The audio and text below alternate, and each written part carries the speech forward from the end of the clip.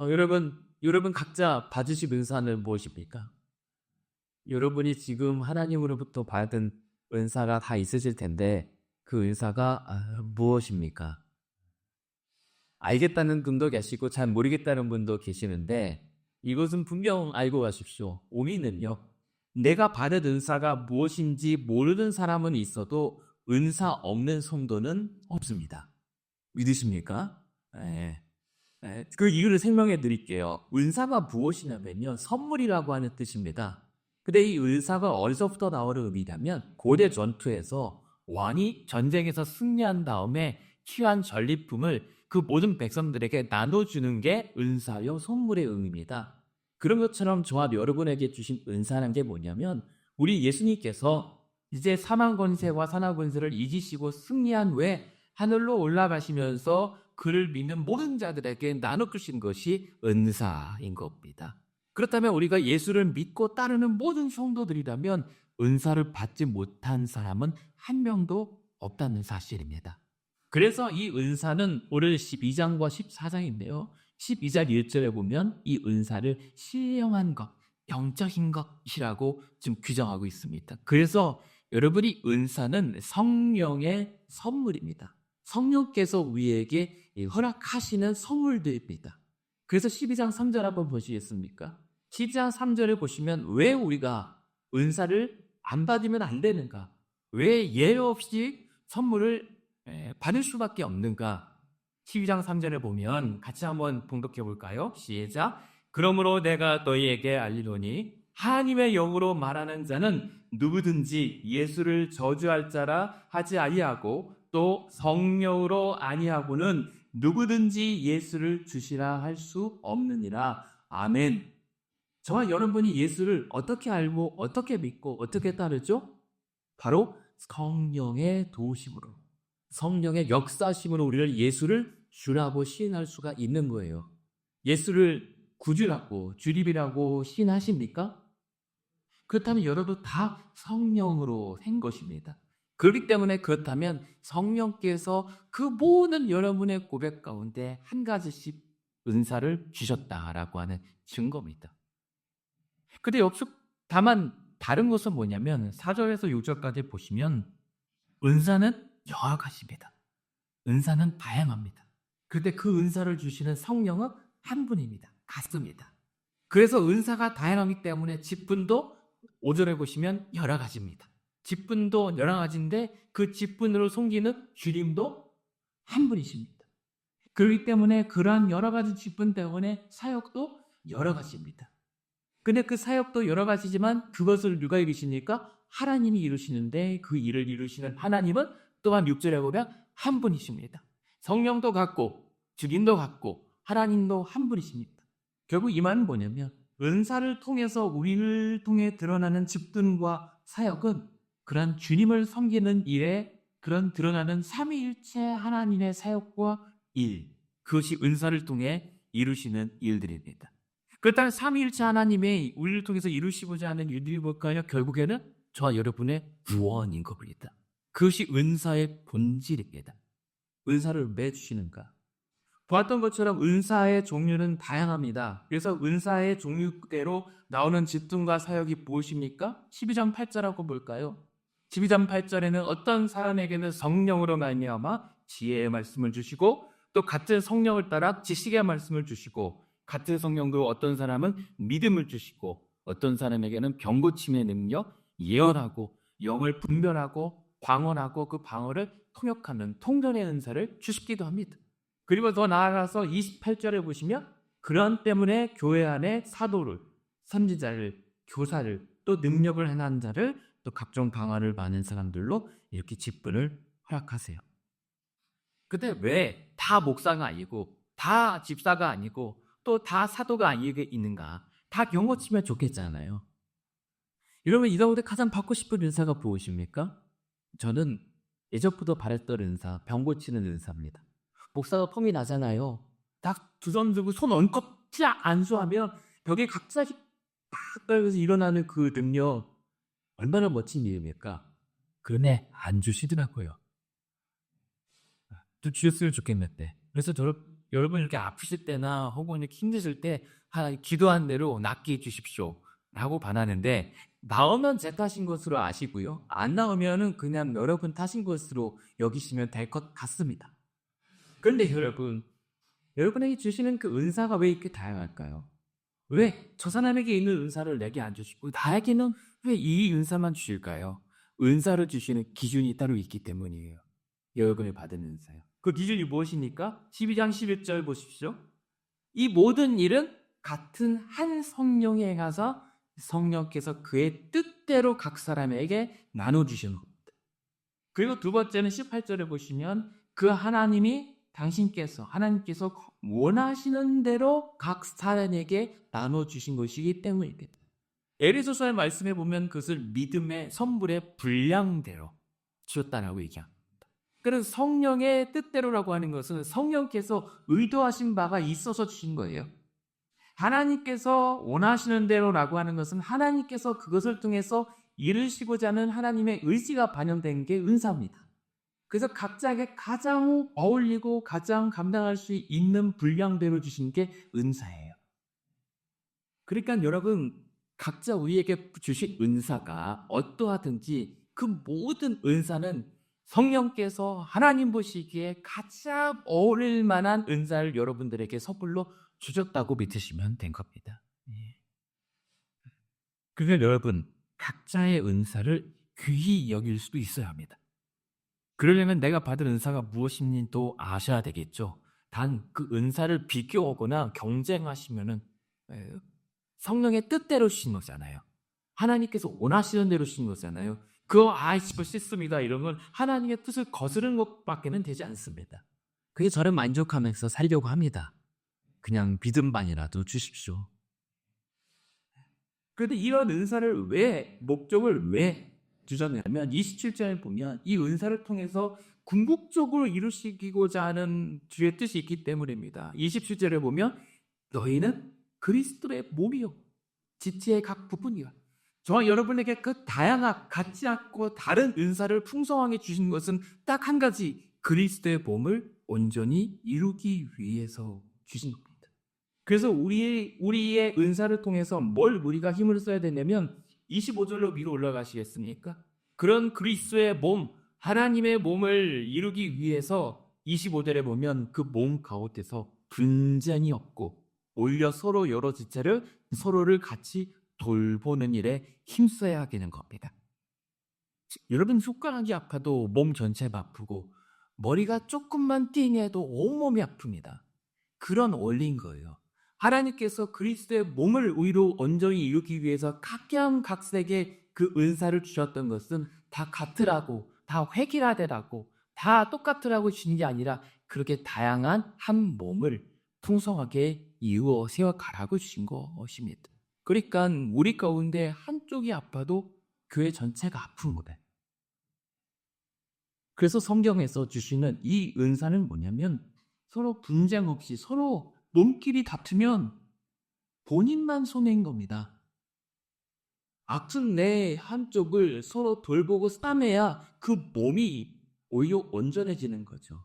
그런 원리입니다. 그래서 22절을 보시면 오히려 우리의 몸에 덜 귀히 여기는 그것들이 더욱 귀한 것들로 입혀주는 것. 귀가 큰 일이겠을까? 별로 그 손과 발에 비하면 별로 중요한 역할을 하는 것 같지 않지만, 제가 지난주에 한번 띵 하더니 귀가 뭔가 이상이 있었나 봐요. 일주일 내내 어지러운데 정신을 못 차리겠더라고요. 그러니까 별로 평상시에는 별것 아닌 것이, 아주 작은 것의 이상이 온몸의 이 기능을 마비시키는 것처럼 교회도 은사도 마찬가지라는 겁니다. 우리 가운데 뭐가 특별하고 탁월한 사람의 능력으로 기대는 것이 교회가 아니라 별로 그냥 숨만 쉬는 것처럼 보이는데도 그것이 더 기묘하게 요긴하게 쓰임 받는 것이 은사인 겁니다. 그래서 이 시기 전에 더 약하게 보이는 몸의 지체가 도리어 요긴하고 덜 귀히 여기는 그것들로 더욱 아름다움을 얻게 되는 것. 그것이 은사를 주신 이 목표입니다. 그러니까요, 제 눈이 여러분 보시기에는 지금은 잘 안 보이시겠지만 제가 이 눈이 좀 원래 예쁩니다. 외우시죠? 예전에 그 촘촘 영롱한 눈빛이었는데 지금 이제 탁해져 갖고 노안이 왔는데 제가 한쪽 눈에만 쌍꺼풀이 있거든요. 왼쪽 눈에. 이제 어느새 오른쪽이 눈이 이제 들어가면서 오른쪽도 생겼어요. 제가 이래봬도 이 눈을 저희 어머니가 어릴 적에 쌍꺼풀 있는 눈을 만들려고 연습을 시켰단 말입니다. 하나, 둘, 셋, 하면은 눈에 힘을 꽉 주면은 눈이 딱 가버려져요. 그러면 잘했다고 100원도 주지 막 그랬습니다. 왜냐면 쌍꺼풀 있는 눈이 예쁘다고 해서. 그래서 만들어진 눈이 짱눈입니다. 네. 여러분 옛날에 혹시 쌍꺼풀이 유행했을 때 그래서 막 그 샤프트 같은 뾰족한 거라도 이렇게 막 긁거나 그건 딱풀로 붙이는 분도 꽤 계시잖아요. 네. 근데 요즘에 시대를 잘못한 게 내다보지 못한 게 요즘에는 무쌍이 유행이래요. 쌍꺼풀 기껏 만들었더니 요즘에 쌍꺼풀 없는 게 대세래요. 이제 풀리지도 않아요. 네. 근데 제가 드리고 싶은 말은 뭐냐면 좋아요. 이 눈도 있고 저 눈도 예쁘다고 집도. 근데 그 눈만, 그 예쁜 눈만 10개가 달렸다고 생각하시죠. 10개만 예쁜 눈만 10개만 달리면 그것은 무서운 겁니다. 그러니까 지금 그렇게 단순한 원리로만 그래도 은사가 설명이 되는 거예요. 하나님께서 우리에게 왜 골고루 다양한 인사를 주셨냐면 예쁜 눈만이 아니라 별로 튀어나오지 않는 눈썹만으로도 그 눈을 보호하고 온전한 몸을 이룰 수 있게 만드시기 위한 하나님의 오묘한 신령막측한 섭리와 계획 때문이라는 것입니다. 그래서 여러분들 눈만 이쁜 게 아니라 코도 있어야 되고 또 귀도 달려있고 손과 발로 그 모든 것을 닦아내는 것들이 그리스도의 몸을 온전히 세우는 그 은사의 기능이라고 하는 거예요. 그래서 균형과 조화라고 얘기합니다. 그리고 미학에서는 이 균형과 조화를 아름다움이라고 정의합니다.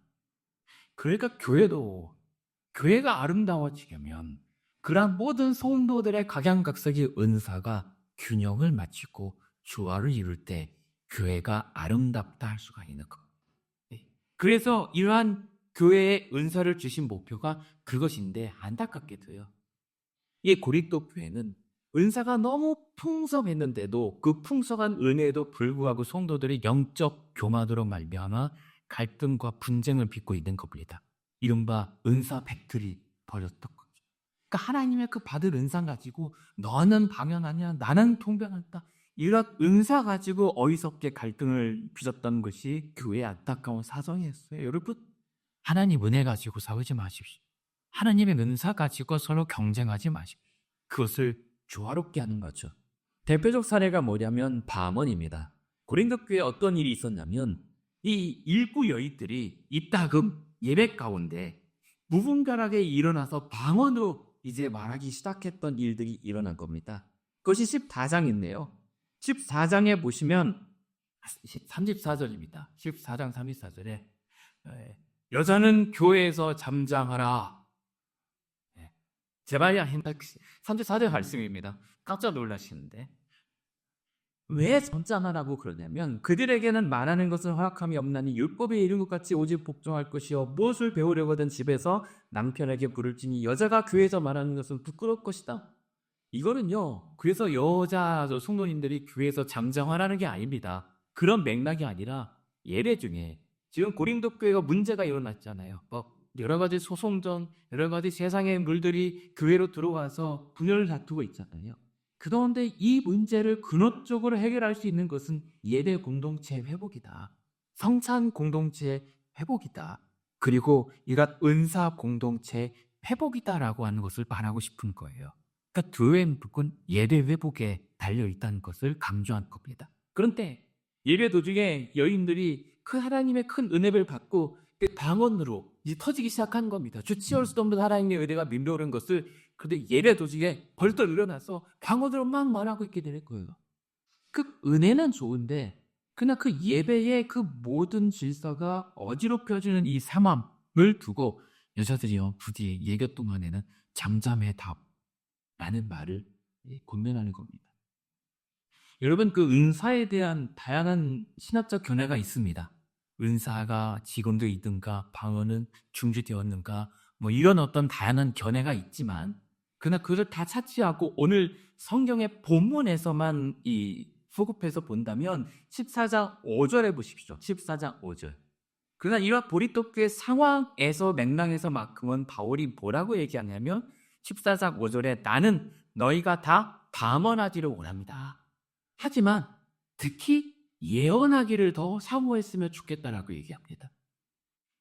이 오늘 성경의 맥락에서만입니다. 신학적 어떤 이 입장을 다루지 않고. 근데 단 방언을 하되 더더군다나 예언을 더 중요시 여기는 것처럼 말하는 이유가 뭘까요? 그 위에 이 방언이라고 하는 게 2절 한번 읽어볼까요? 방언이 저희를 바울이 이렇게 얘기합니다. 14장 2절에 방언을 말하는 자는 사람에게 하지 않고 하나님께 한 것이다. 그러면서 4절에 보면 방언을 말하는 자는 자기의 덕을 세우는 것이다. 14절을 보면 방언으로 기도하는 것은 나의 영으로 기도하는 것이다. 하고 정리를 해요.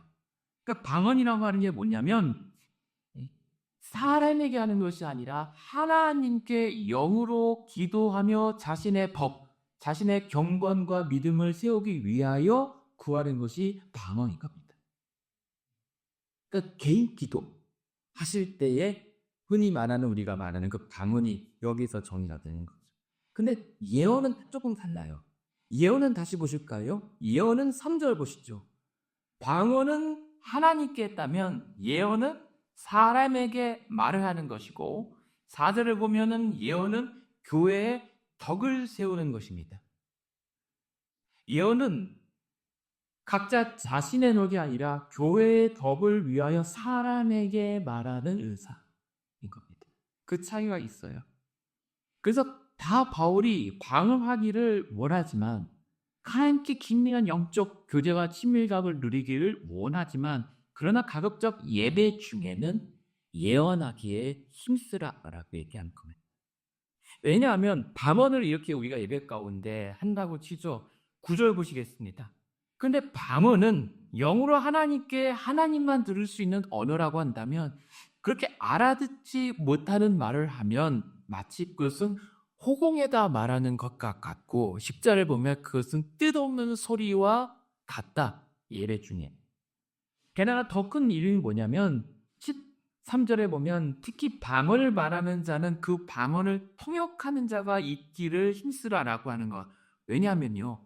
우리가 하나님의 은혜를 특별한 은혜와 복을 받아서 그것을 사람들에게 말하고 싶고 하나님께서 당신은 축복하기 원합니다. 라고 했던 그 메시지를 방언으로 전한다면 16절을 보십시오. 16절에 보시면 그러나 네가 영으로 축복할 때에 듣는 자가 알지 못하는 처지에 있다면 아무리 하나님의 축복과 아유 보배로운 은혜의 말을 들려줘도 그것을 알지 못하면 어찌 그 감사에 아멘 할 수 있겠는가. 부질없다라고 하는 것을 얘기를 하는 것. 방언이 부질없다가 아닌 것이 아니라 그런 예배 가운데 알아듣지 못하는 얘기를 하면 할수록 오히려 16절에 보면 알아듣지 못하는 외국어같처럼 들린다는 겁니다. 그건 아멘도 못하고 이게 무슨 말인지 오히려 헷갈리는 거죠. 그래서 23절 보시겠습니까? 오히려 23절을 보면 그런 거 온 교회가 함께 모여 다 방언으로 말한다면 우리가 다 이 시간에 방언으로 말한다면 알지 못하는 자들이 들어와서 너희를 뭐라고요? 미쳤다 하지 않겠느냐라고 할 겁니다. 믿지 않는 자들이 잘 모르는 자들이 와서 여기는 다 방언만 한다고 더 어려워하잖아요. 실제 그런 일이 있습니다. 얼적 저희 친구는 저희 교회가 옆에 붙어 있었기 때문에 기도하는 그녀 기도의 모습 보고 교회를 다시는 안 온 친구가 있습니다. 무서워서 못 오겠다고 기도하는 모습 보면서. 그게 좀 안타까운 사연이죠. 근데 지금 바울도 그라 적어도 기도하고 예배 공예배 가운데는 이러한 방언을 보다는 예언으로 힘쓰라. 그렇다면 예언은 뭘까요? 예언은요, 여러분, 우리가 예언하면은 이제 2025년도도 다가고 내년 2020년도에는 제가 동쪽으로 갈까요? 서쪽으로 갈까요? 동으로 가면 형통할 것이고 서쪽으로 가면 길할 것이다, 흉할 것이다. 이런 것을 예언이라고 생각하는데 성경의 예언은 아니에요. 성경에서 말하는 예언과 예언자들은 하나님 나라에 대하여 선포하는 자들입니다. 성경의 예언은 하나님과 하나님 나라의 비밀을 선언하고 전하는 자들을 예언과 예언자라고 혹은 선지자라고 이야기를 합니다. 그렇기 때문에 여기서 말하는 예언이라고 한다면 그 하나님 나라의 말씀의 선포, 오늘날 이 자리에서 비유한다는 바로 하나님의 말씀을 설교하거나 가르치거나 전하는 것을 예언이라고 할 수가 있다는 거죠. 그래서 이 예언은, 이 하나님의 말씀은 통역도 마찬가지지만 올바로 해석하여서 하나님의 뜻을 온전히 전달하는 것, 그것이 예배에 반드시 필요한, 예배를 통해 교회의 덕을 세우는 일이다 라고 하는 겁니다. 그래서 이 교회에서는 19절에 14장 19절 보시겠습니까? 이 교회에서는 네가 남을 가르치기 위하여 말씀 통해서 깨달은 마음으로 5마디 하는 것이 방언으로 1만 마디 하는 것보다 더 같다라고 얘기해요. 여기서 나오는 거예요. 1만 마디 방언, 알아줄 수 없는 말을 많이 알았자 몰라요. 대신 그 하나님의 말씀을 통해서 알게 된 그 진리의 짧은 한 5마디의 표현이 더 힘이 있다, 능력이 있다라고 하는 거죠. 왜요? 24절 보시죠. 24절. 방언은 힘들지만 그러나 24절에 보면 다 예언을 하게 되면, 다시 말해 하나님의 말씀, 그리고 하나님 나라의 비밀을 깨닫게 되면 그 듣는 자들이 모든 사람 책망을 듣게 되고 모든 사람에게 판단을 받아서 25절에 그 내 마음에 깊이 숨겨진 일들을 드러나 회개하게 되어 결국엔 뭐라고 하니까 엎드려 하나님께 경배하며 하나님이 우리 가운데 계신다 고백하게 될 것이다라는 겁니다. 그게 우리가 말씀을 듣는 이유입니다. 말씀을 제가 전해야 되는 이유인 겁니다. 이 모든 것을 통하여 하나님께 엎드려 경배하게 하기 위해서, 그게 교회의 덕이고 그리스도의 몸을 더욱더 아름답게 하는 것입니다. 우리의 각자의 깊은 숨겨진 일들을 주 앞에 책망과 그 찔림으로, 회개함으로 주의 거룩함에 다다르려고 애쓰는 이 자리, 그게 하나님의 경배로 이어지고 그것이 말씀의 능력인 겁니다. 그래서 오늘 읽어졌던 본문의 그 귀결로 39절에 보면 그런 즉 내 형제들아 예언하기를 사모하되 방언 말하기를 금하지 말라. 지금 그렇다고 내가 방언을 금한다는 것이 아니라, 그러나 예배 중에는 예언하기를 더욱 사모해야 된다. 하나님 말씀을 더욱더 듣기를 사모하고 말씀을 더 전하는 데 힘을 쓰라는 것이죠. 여러분, 그래서 은사에는요 분별이 필요합니다. 그리고 균형이 필요합니다. 은사는 그래서 오늘 이 본문에서는 단적인 예가 방언이지만 은사는 방언만 있는 게 아니라 다양합니다. 여러분 꼭 잊지 마세요. 은사에 계급이 없습니다. 은사는 높고 낮음을, 지위를 결정하는 게 아닙니다. 여러분 여기 말씀했다면 사도, 목사, 선지자, 교사도 다 은사예요. 그렇다면 은사에 높고 낮음이 없다고 하는 것, 계급이 없다라고 하는 것은 모두가 다 기묘한 겁니다. 목사가 여러분들 위에 있지 않습니다. 직분이 있다고 평신도보다 직분 없는 자보다 뽑지 않습니다. 나는 직분이 없는데 그렇다면 누구보다 낫지 않습니다. 다 은사는 성령 안에서 하나님의 뜻대로 나눠주신 거기 때문에 계급이 아닙니다. 단 은사의 목표는 나를 드러내고 세움이 아니라 교회의 덕을 세우기 위해서 주신 겁니다. 선물로 내 것 공시상은 안 되는 거죠. 그래서 14장에 확인해 보시죠. 14장 4절입니다. 14장 4절에 보면 이렇게 하나님께서 우리에게 방언과 예언과 은사를 주신 것은 14장 4절에 보면 무엇을요? 교회의 덕을 세우기 위해서. 5절에 보시면 뭐라고 하죠? 통역하여 교회의 덕을 세우기 위해서. 12절을 보시면 또 뭐라고 하죠? 그러므로 너희가 영적인 것을 사모하는 자인 즉 교회의 덕을 세우기 위해서. 26절을 보십시오. 그래서 모든 것을 덕을 세우기 위하여 하는 것입니다. 여러분 교회의 덕을 세우기 위해서 나눠주신 선물을 사용하십시오.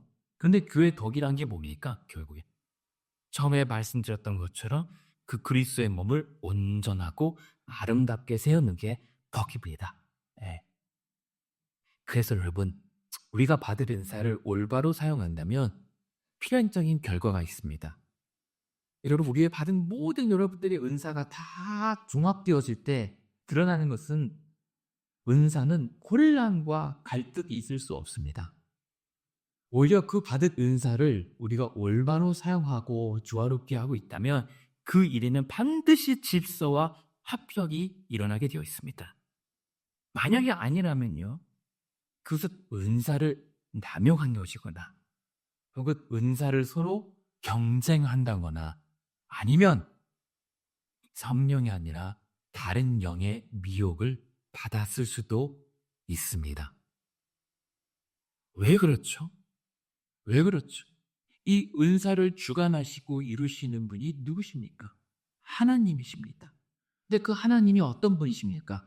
14장 33절 보시죠. 우리 같이 한번 봉독하겠습니다. 중간까지요. 시작. 하나님은 무질서의 하나님이 아니시요 오직 화평의 하나님이시니라. 아멘. 그 하나님이 혼란과 무질서의 하나님이 아니라 질서의 하나님이시고 화평의 하나님이시기 때문에 그분 안에서 주어지는 성령의 선물의 은사들을 우리가 온전히 집행하게 되면 화목함이 일어나게 되고 무질서하며 오히려 질서 있게 되는 겁니다.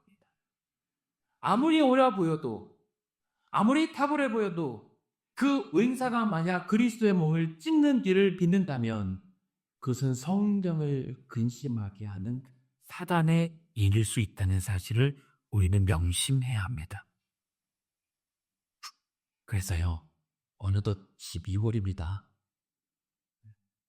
이제 한 해를 결산하고 새해를 준비하는 달에 접어듭니다. 지난 한 달 동안 정말 무수한 일들, 언제 그런 일이 있었는가 싶을 정도로 바쁘게 달려오신 여러분들, 하나님께서 이 한 달, 남은 한 달 올해 한 해 정말 더 큰 은혜로 위로해 주시고 채워주시기를 소망합니다. 많은 분의 여러분이 이 한 해 동안 11달 동안 구했던 기도의 제목, 이 남은 한 달 동안 다 마저 들어 응답해 주시기를 소망합니다. 특별히 오늘 우리 교회는 새 일꾼을 뽑게 됩니다. 그리고 오늘 피때뿐만 아니라 내년 새 교회 새 출발을 위해서 많은 재직들을 임명하게 됩니다. 그러네 앞으로의 진행될 모든 일에 우리 함께 기도하기 원합니다. 오늘 주신 말씀의 은혜를 우리에게도 주시옵소서. 우리의 다양한 은사를 통해서 죄의 온전한 몸을 일으키게 하여 주시옵소서. 중요한 사실 한 가지 확인하고 마치겠습니다. 네, 다시 12장 6절 보시죠. 12장 6절. 그러나 우리가 은사를 통해서 우리가 행하고자 하는 주의 모든 일들, 사역들은 어떻게 진행이 됐죠? 12장 6절에 보면 사역은 여러 가지라 모든 것을 모든 사람 가운데서 이루시는 하나님은 같다. 하나님이 이루십니다. 12절 보십시오. 24절입니다. 24절. 12장 24절에 보면 우리의 아름다운 지체는 그럴 필요가 없느니라 오직 하나님이 몸을 고르게 하여 부족한 지체에게 기중함을 더하신다. 우리가 할 것이 아니라 하나님이 하십니다. 단지 그러한 하나님의 영광스러운 일에 우리를 그의 덤으로 붙여주신 거예요. 그냥 깍두기로 끼워주신 겁니다. 우리에게 그러한 은혜의 영광스러운 일로 초대받아 쓰임받게 하시는 겁니다. 여러분, 오늘 피대 받으실 분들 혹은 임명 받으실 분들 부담 갖지 마세요. 그냥 불러주신 대로 저도 생긴 대로 가는 거니까요. 여러분, 그냥 우리가 부르심 받은 대로 가면 하나님이 이루십니다. 너무 내가 하려고 부담 갖지 마세요. 대신 내가 받을 은사가 있는데 못하겠다고 빼지도 가세요. 그냥 뽑힌 대로 인용된 대로 주께서 알아서 사용하실 것을 믿고 기대하십시오. 그래서 이를 위하여 성령의 뜻대로 하나님이 원하신 대로 부어주신 은사대로 우리 여러분을 통해서 다양한 직분과 풍성한 사역이 일어날 줄로 믿습니다. 동시에 성령도 한 분이시고 주님도 한 분이시고 하나님도 한 분 안에서 우리를 그래서 같은 믿음과 같은 기대와 같은 소망으로 오해를 붙여주신 거예요. 불러주신 거예요. 거기에 여러분은 오늘 초대받으신 겁니다. 뭘 위해서요? 그리스도의 몸된 교회의 덕과 아름다움을 드러내는 일입니다. 그랑님들의 우리가 띠받기고 났고요. 이를 위해서 오늘 읽어드렸던 본문의 맞점은 뭐죠? 그래서 모든 것을 품위 있고 질서 있게. 뭔가 우리 믿는 자들이 뭔가 고상하고 우아한 게 좀 있어야 되지 않겠습니까? 저처럼 뭔가 좀 뭐 있어 보이고 그러지 않겠습니까? 우리 장로님처럼 뭔가 좀 품격 있어 보여야 되지 않겠습니까? 우리 교회 다니는 사람들 다름 없는 아니고 그리스도의 몸을 세우는 지체들인데 그 그리스도의 존귀하신 몸을 이루는 우리가 그래도 받으시는 선물이 있다면 모든 것을 품위 있고 질서 있게 우리가 함께 다시 한번 감당해 나가는 은사와 기쁨과 사역의 성도와 교회 되기를 우리 교회 머리 대신 예수님의 이름으로 축원합니다.